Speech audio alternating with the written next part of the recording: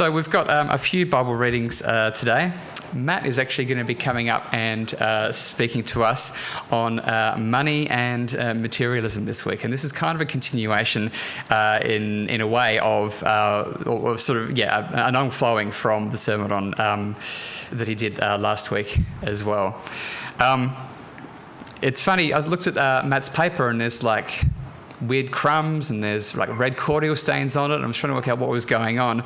And then I realised that, of course, he was working on his sermon on his birthday. So thank you very much to Matt for working on it on this special weekend. So we'll start off with Exodus chapter 16. This is from the NIV. We've got verses 17 to 21. The Israelites did as they were told. Some gathered much, some little. And when they measured it by the omer, the one who gathered much did not have too much, and the one who gathered little did not have too little. Everyone had gathered just as much as they needed. Then Moses said to them, "No one is to keep any of it until morning." However, some of them paid no attention to Moses. They kept part of it until morning, but it was full of maggots and began to smell. So Moses was angry with them. Each morning, everyone gathered as much as they needed, and when the sun grew hot, it melted away. And then we switch to Matthew chapter 6. This is verses 19 to 20. Do not store up for yourselves treasures in heaven. Do not store up for yourselves treasures on earth, where moths and vermin destroy, and where thieves break in and steal. But store up for yourselves treasures in heaven, where moths and vermin do not destroy, and where thieves do not break in and steal. And then finally, 1 Timothy chapter 6, verses 17 to 19. Command those who are rich in this present world not to be arrogant, nor to put their hope in wealth, which is so uncertain, but to put their hope in God, who richly provides us with everything for our enjoyment. Command them to do good, to be rich in good deeds, and to be generous and willing to share. In this way, they will lay up treasure for themselves as a firm foundation for the coming age, so that they may take hold of the life that is truly life. Good morning, everyone. And again, welcome to our Sunday morning service. It's great to have you here. My name is Matt. Just in case we haven't met, I'm one of the leaders here at MCC. And today I'll be beginning a series on money. I guess you could kind of say we started this series last week, looking at the idea of freedom. This week it's going to be about money, except it's not really going to be just about money. It's about materialism. It's going to be about generosity. It's going to include, if you like, a lot about trust.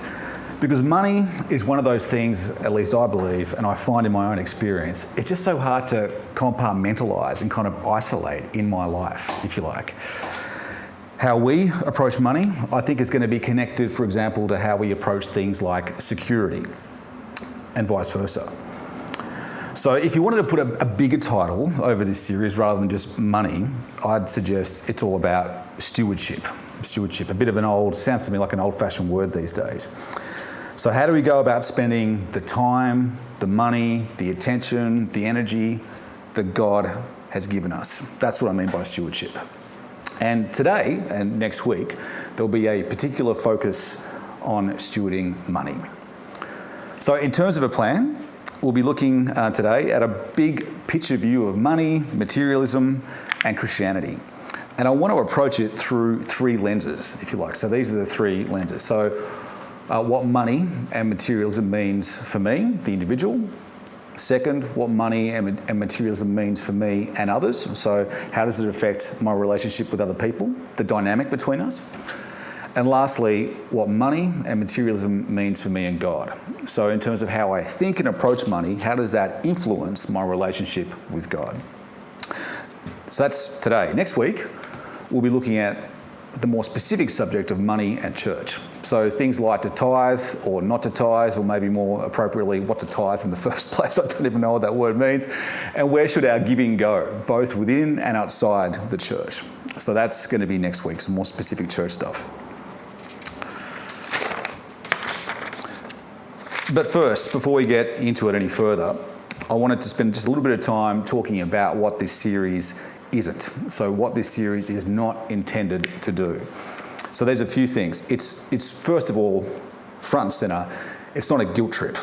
So this is not some ploy by the leadership team to obligate or shame people into giving more money to the church. My guess would be that'd be counterproductive anyway. It'd just turn people off and they'd simply stop coming, and rightly so. But more importantly, I don't think you see this approach of trying to guilt or obligate people into giving more money in the Bible. People are encouraged to be generous. They're hopefully inspired to be generous by the example of other people and God. But that's very different from being guilted. Second, this isn't part of some covert building drive or some endeavour in empire building. As I did some preparatory reading about this subject over the past week, I was just reminded of how great a risk this is for churches. Churches can so easily spend almost all the income that they get on themselves, as opposed to sending it out to particularly the poor. So one stat suggested that in America, which I'd still consider one of the wealthiest countries in the world, on average in America, only 2.5 cents out of every dollar that churches receive goes out towards foreign missions. Only 2.5 cents out of every 100 actually goes beyond the borders of the church to foreign missions. Not very much at all. Ours, just in case you're interested, currently is hovering somewhere between 8 and 10%. 8 and 10%. And lastly, in terms of what this series isn't, I don't think it's an easy topic for us to preach on. And I wanted just to name that up from the get-go. We aren't a church that has a history of talking about money every other week. We don't have regular in-your-face fundraising appeals. By my calculations, it's probably been 4 or 5 years, I think, since anyone got up here and preached on it. It's not part of our culture. It's not part of our church culture. And I'd argue it's also not part of the broader culture that we find ourselves in. It's not like you go to a party and you meet someone and then you ask them how much they make and what their top 5 spending categories are, all right? Like that is just like generally regarded as a taboo. And there aren't very many conversational taboos left. But money and how you spend it and how much of it you make, I'd suggest that is one. So it can feel intensely private and personal. And with that feeling of feeling intensely private and personal, this feeling can creep in that we deserve a high level of autonomy when it comes to how we spend our money. It can so easily feel that no one has the right to dictate or even judge how I spend my money. Again, for me, it goes back to that notion, that incorrect but popular notion of freedom that we talked about last week. That, again, unhelpful but prevalent idea that being free includes being without constraints or restraints on how I spend my cash. I know, again, after having my head in it over the past week particularly, I know that I personally have a lot of work to do in this area. I found all the prep and the reading that I've done just extremely confronting. But despite my reluctance, and maybe our reluctance, Jesus and the Bible speak about money and materialism both frequently and candidly. It gets a lot of airtime in the Bible, that's for sure.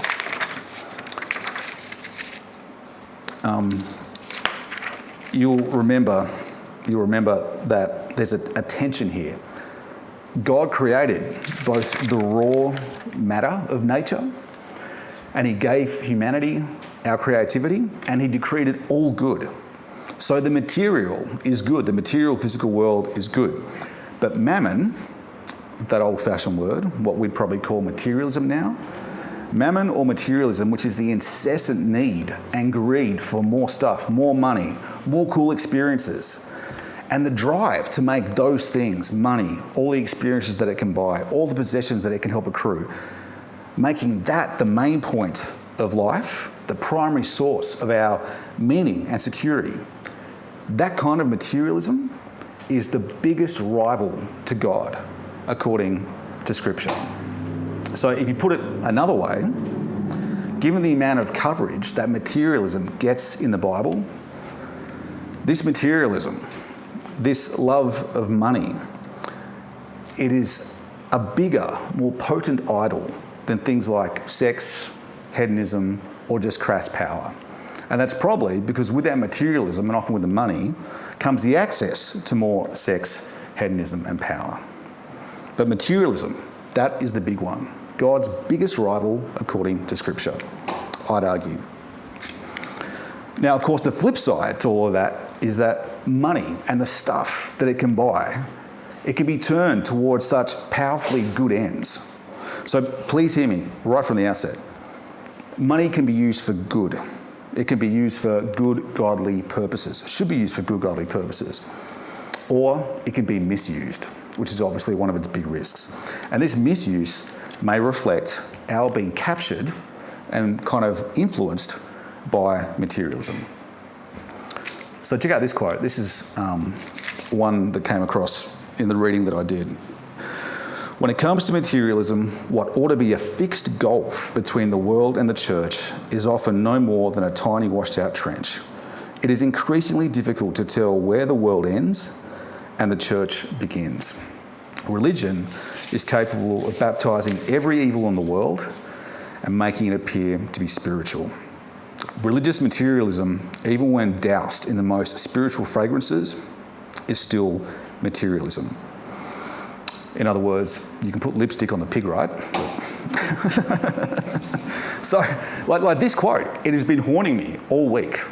It really like spoke to me. It just reminded me, again personally, how easily I can delude myself. I can take almost any behaviour and put some kind of spiritual veneer or reason or justification on top of it. And I think particularly with materialism, it's so conducive to that, so easy to do. I mean, one thing that I got thinking about is that if this guy's right and there's meant to be a gulf between where the church starts and the world ends when it comes to materialism, I wonder how many of my friends, my non-Christian friends who know me pretty well and got some idea as to, my income and my means, I wonder if they'd look at me and think, well, I can clearly see that Matt has different priorities from me when it comes to materialism. Or maybe feel sorry for me because they think I'm missing out on something in the material world because of my devotion to my faith.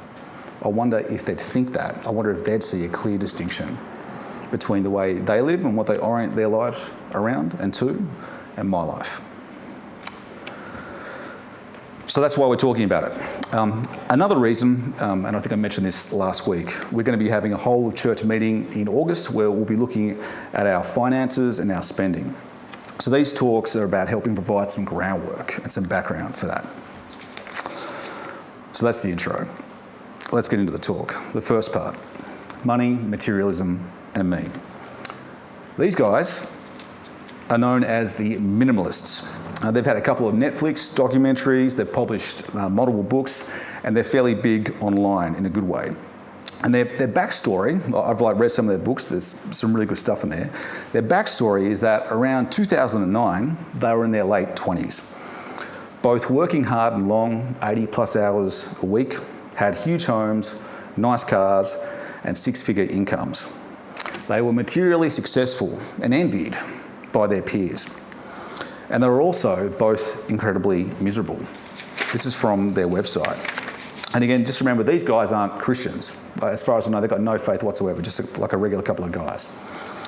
In the fall of 2009, soon after his mother died and his marriage ended in the same month, Joshua stumbled across the idea of minimalism. He had no idea what this meant. However, the world he soon discovered showed him he could be happy without trying to accumulate more stuff.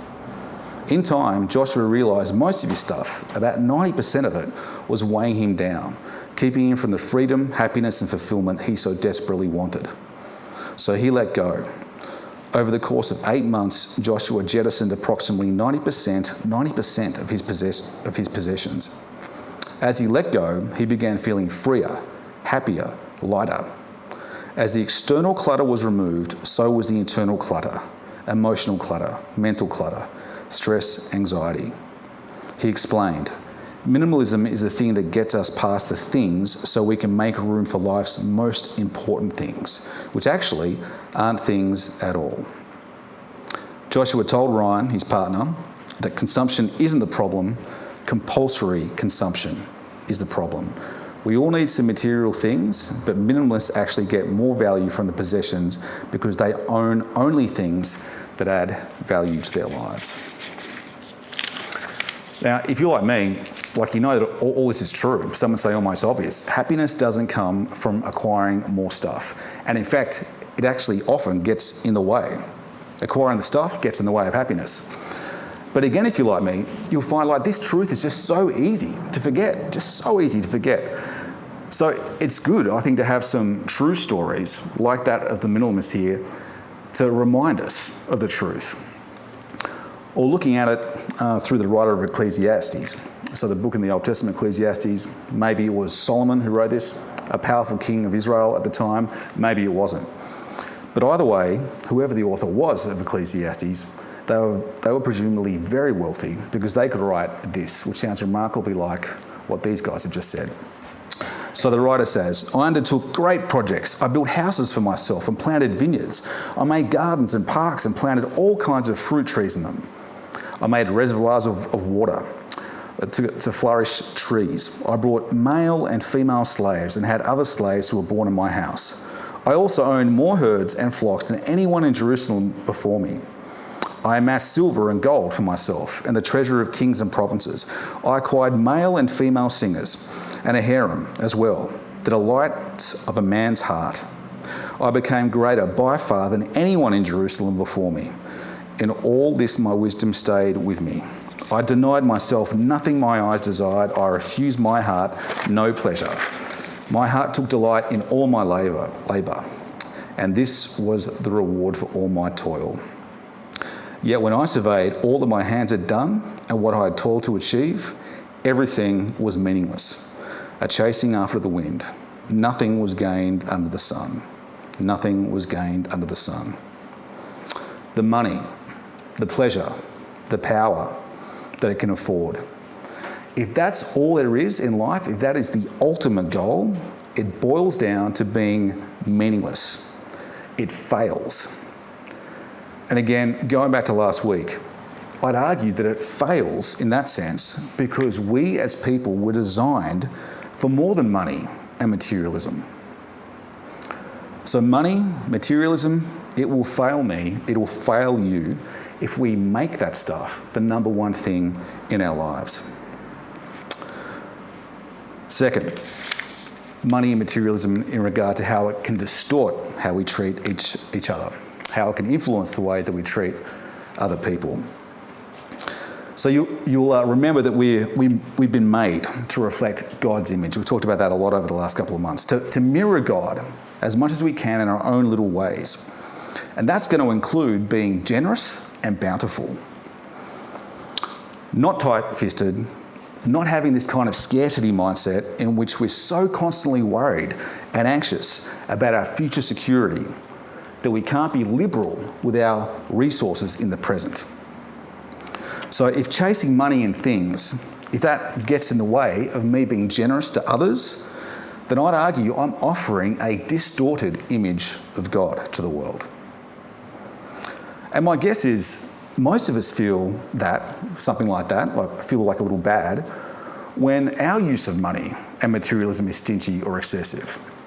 So you don't often feel great when you pull back on charity, for example, when you don't give as much as you could to charity. You don't often like yourself in that space. Or you don't feel great about yourself when you can't help a friend or a family member out due to having blown a whole lot of money on some lavish or unnecessary purchase. On some level, I think we all know that we're not using our material resources the way we're intended to in those scenarios.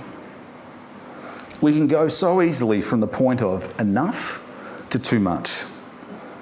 And too much, for me, the way that I know that I'm trying to accumulate too much or chase too much, is when I don't have the ability or the inclination to be generous to others. But why do we go so easily from enough to too much? Why do we find it so hard to be content?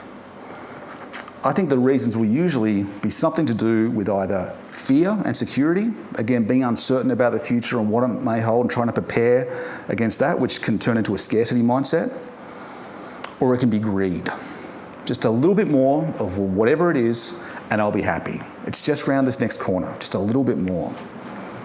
And this is an old problem, and it's exemplified so well in that story from Exodus that Tim read out before. the nation of Israel, have been delivered from slavery under the Egyptians. They're in the Middle Eastern desert, understandably freaking out about a lack of food. And God, through his spokesperson Moses, he lets them know that he's going to provide for them. He'll give them manna, a wafer-like substance that they can gather day by day. And God instructs them, look, just take as much as you need day by day and don't hoard it. But as we heard read out, look what happens. The Israelites did as they were told. Some gathered much, some gathered little.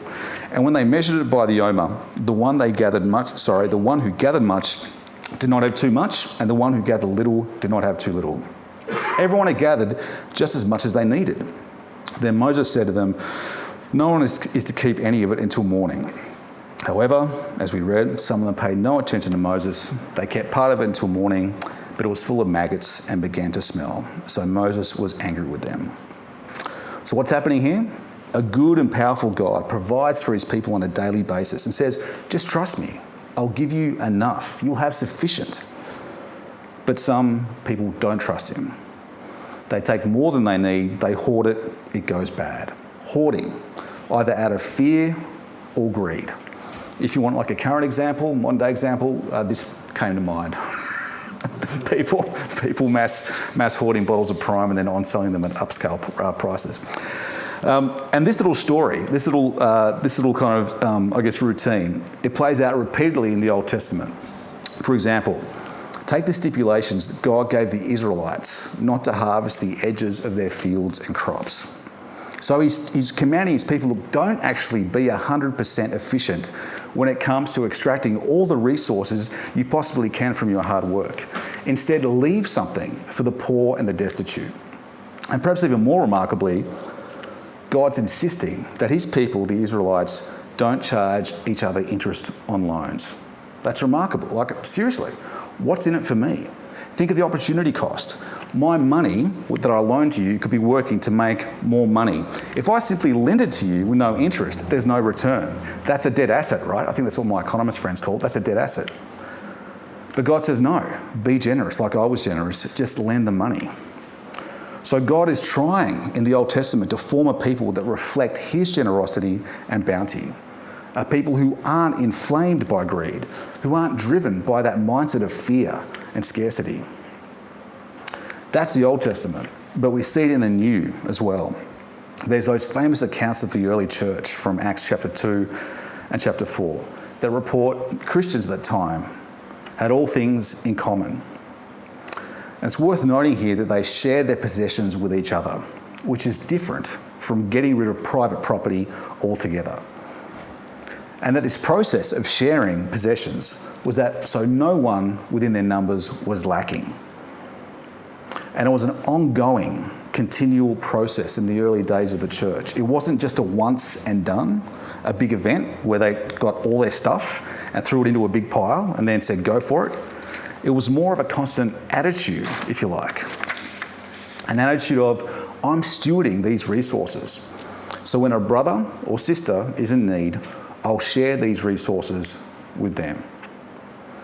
And it sounds simple, but again, it relies so much on trust. Trust that God ultimately will provide them with enough so they don't have to hoard. And trust that there is more satisfaction to be gained by sharing with other people rather than just simply accumulating more and more and more for yourself. But it's worth drilling down just a little bit here. This issue, it's not about having a surplus of material things beyond our basic needs. So the problem, if you like, I think, isn't having 2 cars in the garage when you could probably get by with just one and a Metro card. It's not having a 5-bedroom house when you could have gotten away with 4. I don't think it's that black and white.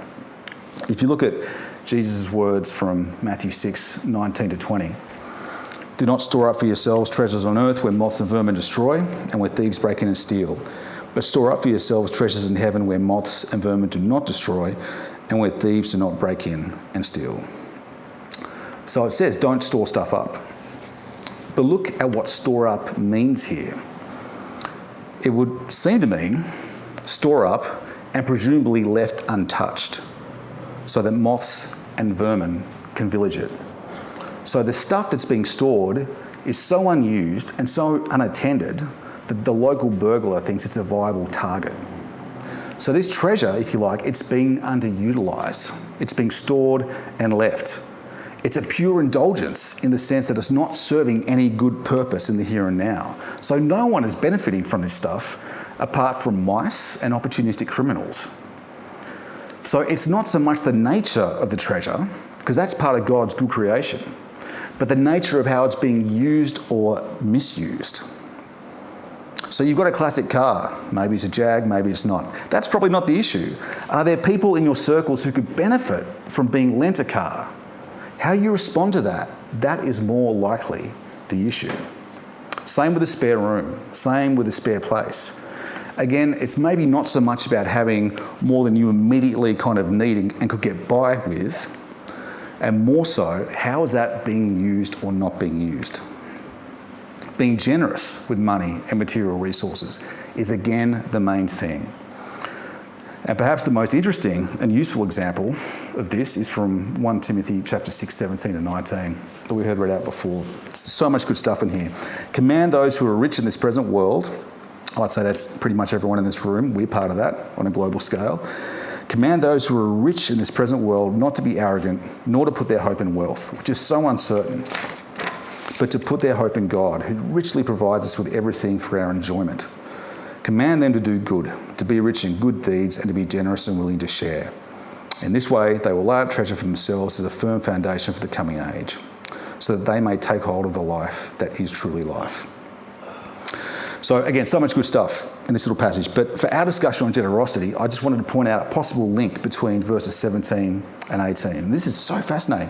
At the tail end of verse 17, we're reminded that God has provided us with everything, or all things in other translations. So everything or all things for our enjoyment. For our enjoyment. So this again is making the point God is the giver of all these good gifts. And this is true both of the rich and the poor. But then look at verse 18. The same audience, the rich, which again I think includes us, are also told to be generous. So this is good, right? You've got two truths running in parallel. God isn't a sadist. He doesn't have a terrible sense of evil humour. He hasn't surrounded us with all these good things, including money, and then says, look, don't enjoy it. Whatever you do, don't touch this stuff, don't enjoy it. That's not what God is about. But at the same time, He's also saying over here, be generous, especially if you're rich. And maybe, just maybe, these two truths actually converge. Perhaps part of enjoying all those good things that God has given us, perhaps part of enjoying them even more is being generous with them. You see what I mean? Perhaps like that's the icing on the cake. It's one thing to enjoy all the good things that we've got. It's a whole nother level to be able to enjoy them by being bountiful and generous with them. And you'll know, we're told to be generous to others after being reminded that it's God who provides us with everything in the first place. So you can see, this is another way that we can mirror that image of God. We're generous because He was first generous to us. And lastly, there's the issue of money, materialism, and God. So, being caught up in materialism and greed, not being generous, we've seen how bad that can be for us as individuals. We've seen how negative it can be when it comes to our interactions with other people, particularly those who are in need. But it's primarily a bad thing for what it does with our relationship to God. And this is because, as mentioned before, materialism, or mammon, using the old school word, not to be confused with manna, it's an easy mistake to make, mammon, manna. But mammon, materialism, is God's number one rival for our affection. So being materialistic, really like any form of idolatry, is first and foremost a breakdown in relationship. We stop trusting God. We don't honour Him the way that we should. We doubt the power and the love that He has for us. And we try to find our meaning, our purpose in something or someone else.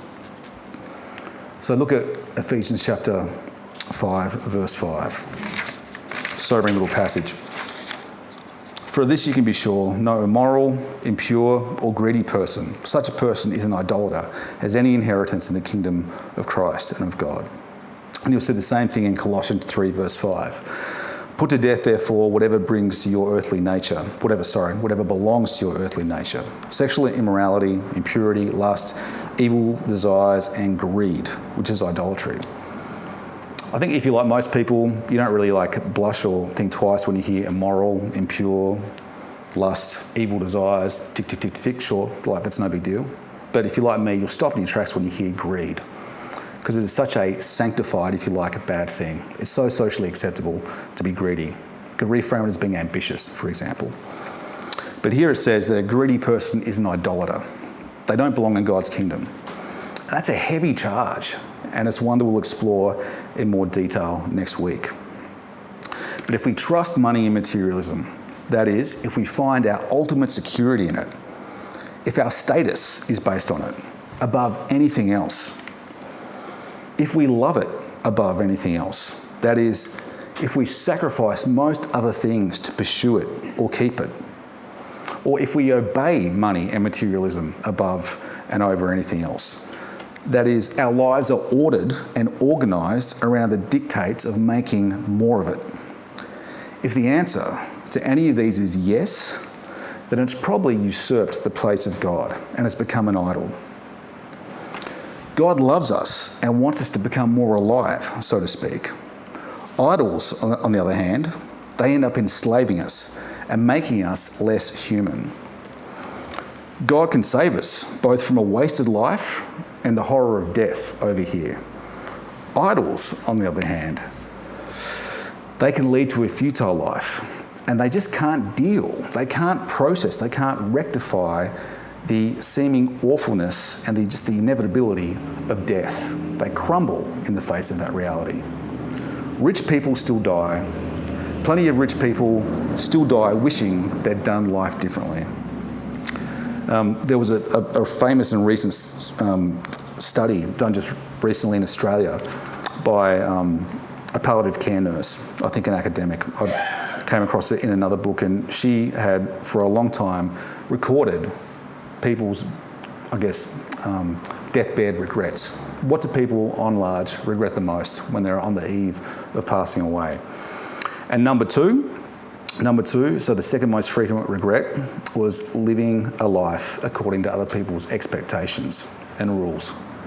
The second most frequent regret that people have when they're on the eve of dying, when everything becomes incredibly clear. And when I think about what the common expectations and rules are, it's not Christian morality. It's not that anymore. It's not just be a good person. It's not the stuff you hear about at church. I'd say the common expectation and other people's rules, the mainstream, it's chasing the American dream. You know what I mean? It's about being materially successful. It's about having the money and the lifestyle that can bring. That's, I think, that's the standard expectation now. And people regret pursuing that when it really counts. So here's how you could sum it all up. And I know this is a binary kind of perspective, and I understand that more often than not, we're going to find ourselves on a continuum here, probably often going from here to here, here to here. So I know it's a bit more fluid than just this. But these are the two ends of the spectrum. We can see ourselves as owning our money and material things. They're ours. And we can try to find our security and meaning in them. But ultimately, they will fail us and others in our lives if we stake everything on them. Or we can see ourselves as stewards. We receive money and material things from God for our enjoyment within reason and to use for His glory. And we can use them to His glory by reflecting His image. So by being generous, by being bountiful. But it's in God, the giver of these good things, not the good things themselves, that we find ultimate meaning and security. It's a critical difference. So it comes down to who or what we place our trust in. Or to put it another way, who or what we have faith in. So let me finish with this. We're social creatures. We're built and designed for community, and that's a great thing. But it means that our perspective is just so easily shaped by the communities that we find ourselves in. it's going to be difficult for me personally to put my trust in God over materialism if I look around and my nearest and dearest aren't. It's going to be hard for me to actually honestly discern what is surplus and excessive in my life and being underutilised, so the stuff that I should be jettisoning in order to be more generous. It's going to be hard for me to realise that if those around me are just accumulating stuff, more and more stuff all the time. If everywhere I look in my world, people are buying nicer and nicer cars, doing more and more overseas holidays, working longer and longer hours, all of that is likely to become normative for me.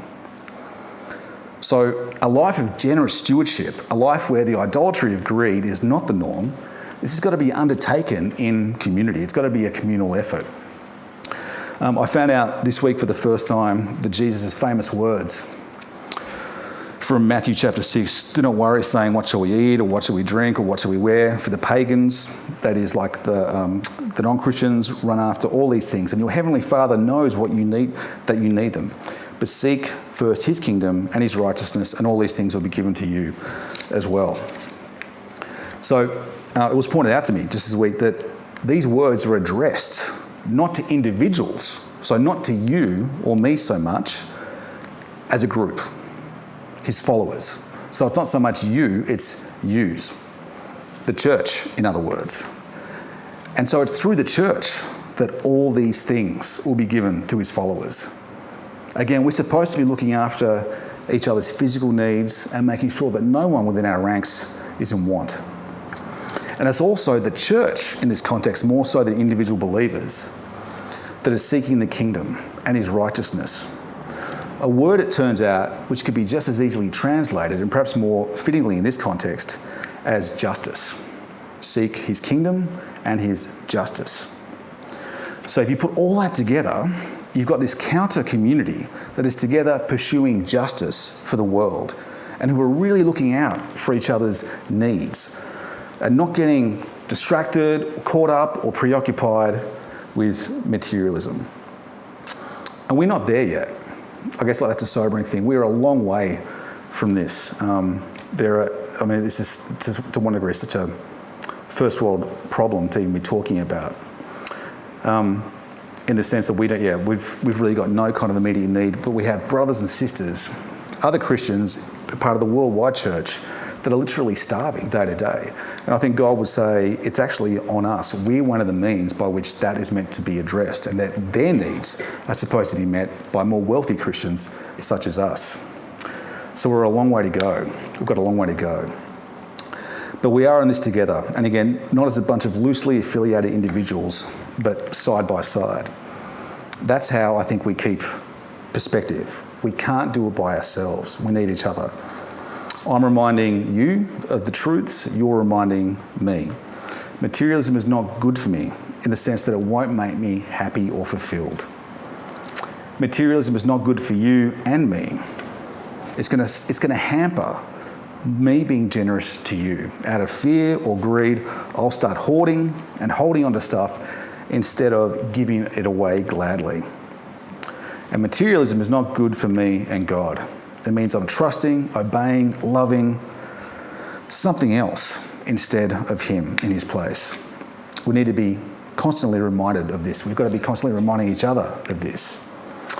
And most of all, we need to be reminding each other that God is good, he's powerful, and he can be trusted to provide all that we need, all that we need. And we have with that the freedom and the inspiration to live generously, reflecting his image as being the best, most fulfilling way to live. So let's pray for that now.